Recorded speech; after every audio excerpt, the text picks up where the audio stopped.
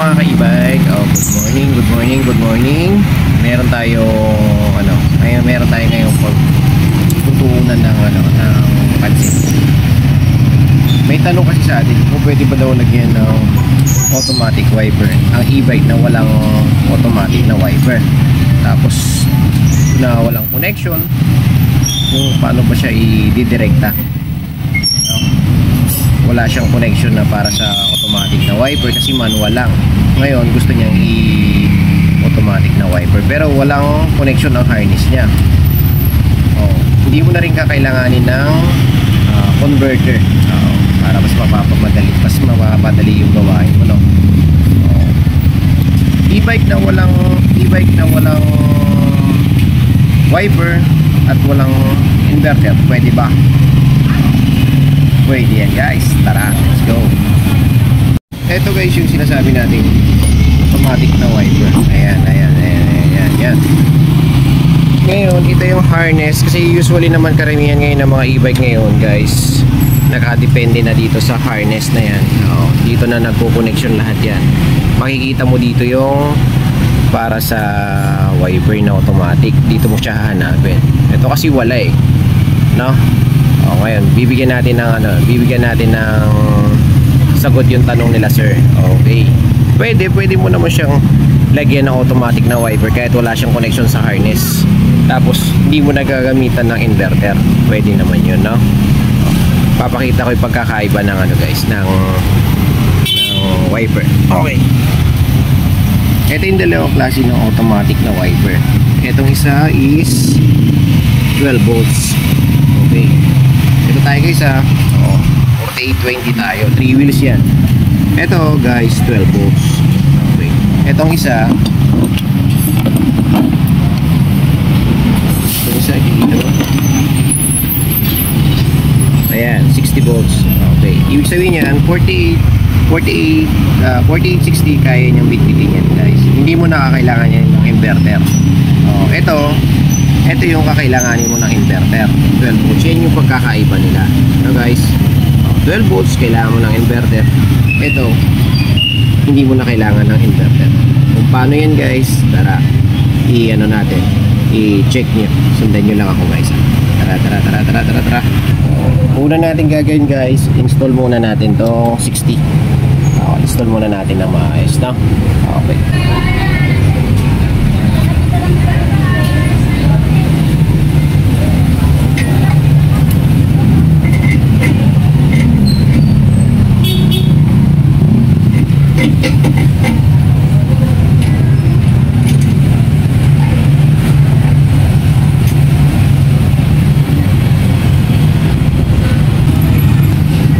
Pagkakabit guys ng motor wipe, double lock yan guys.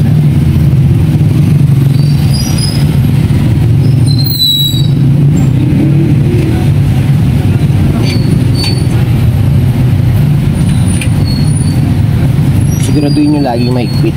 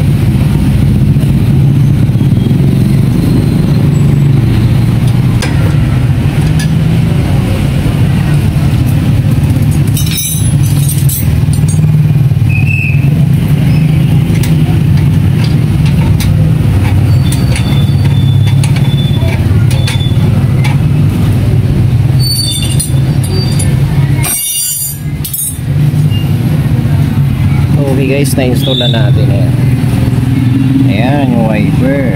Okay, install na natin siya ng wiring siya, no? Okay.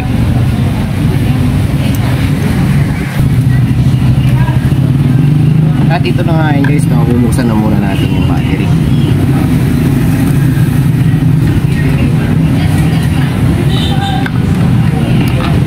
Battery.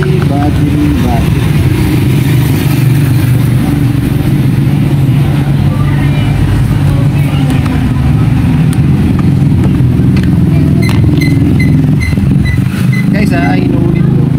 60 volts yung kinabit natin. Ibig sabihin, kaya niyang bitbitin ng 48 to 60 volts na battery. Kahit na hindi na natin kailangan ng converter. No?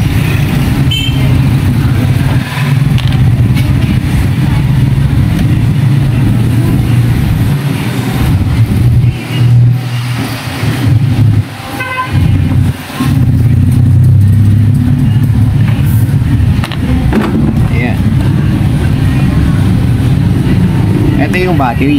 Okay, kita nyo naman, di ba? Apat yan.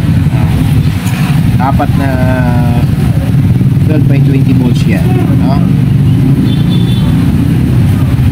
Ayan. Wala kayong ibang gagawin. Ito yung wire na gagamitin natin. No?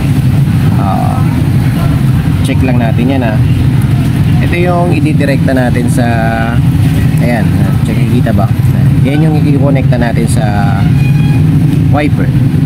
Okay. Hindi na tayo gagamit ng ng inverter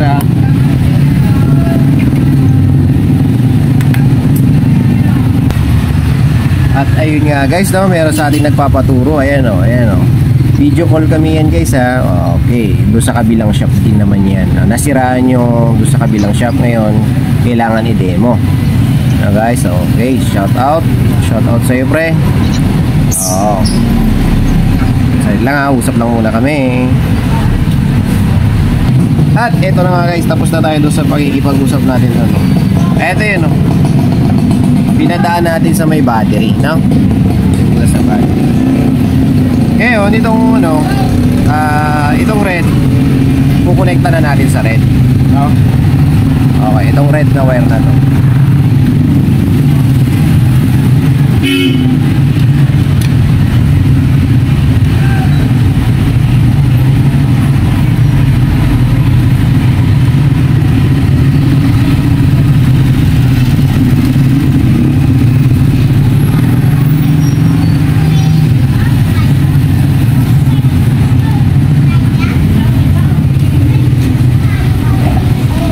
Bubuhol na lang natin dito.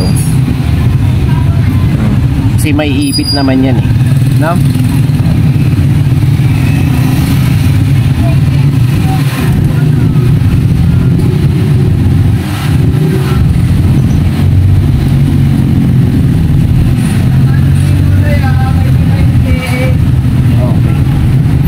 Goods. Okay, lipat na tayo sa kulay black.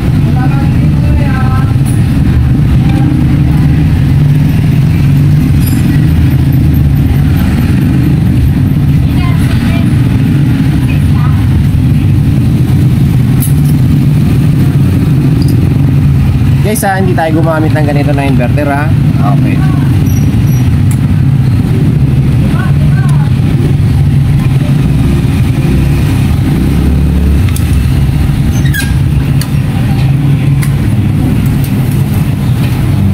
Lagi CPU mo lagi mo higpitan maibig.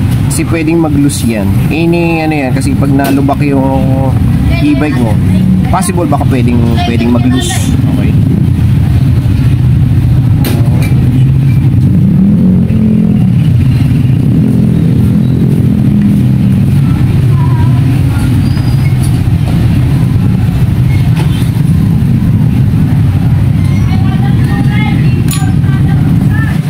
Okay, moment of truth. Ayan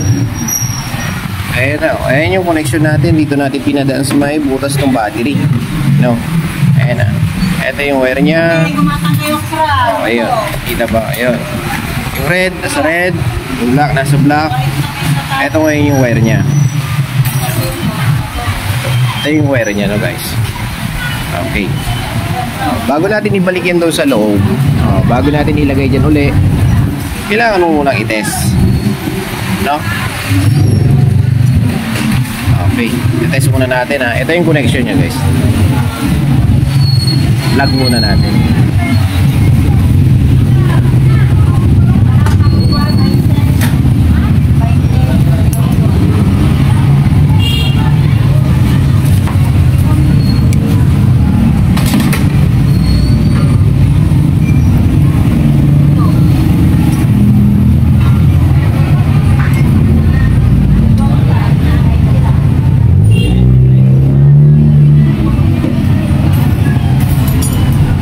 Ayun guys, oh. Ayun yung wiper. Ayun. Rekta yan guys ha. Direkta yan. Okay. Ito yung wire nya. Okay. Hindi na natin ginamitan ng inverter. Okay. At ito na nga yun guys. Oh. Ayan. Okay. Yung connection. Ulitin ko lang uli ha. Okay. Yung fuse, battery.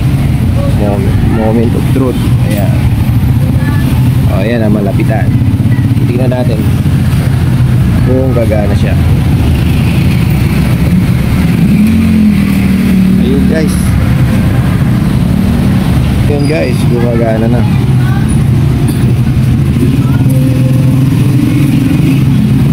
Try lang natin lagyan ng ng wiper. Okay, ayan guys, nalagyan na natin siya para mas clear. Okay. Oh guys kaya. Ibig sabihin, pwede. Okay. Use na tayo dyan guys. Ayan hindi pa natin binalik yan Pinakiramdaman natin kung may uusok ba o ano. Kaso wala. Okay guys.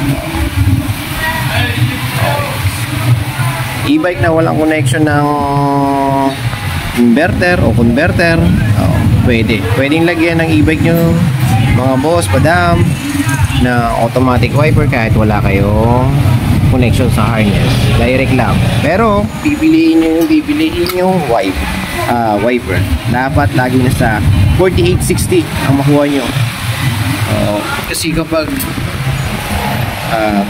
12 volts ang nakuha natin, medyo gagamit tayo ng inverter dyan guys. Yan yung pagkakaiba lang naman nila, no?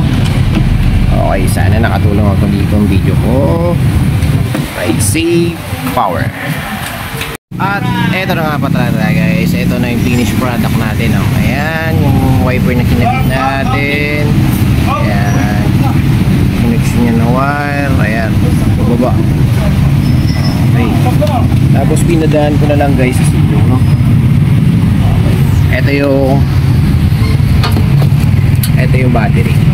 Okay, yung black red. Yan yung pinagdaanan natin kanina na guys.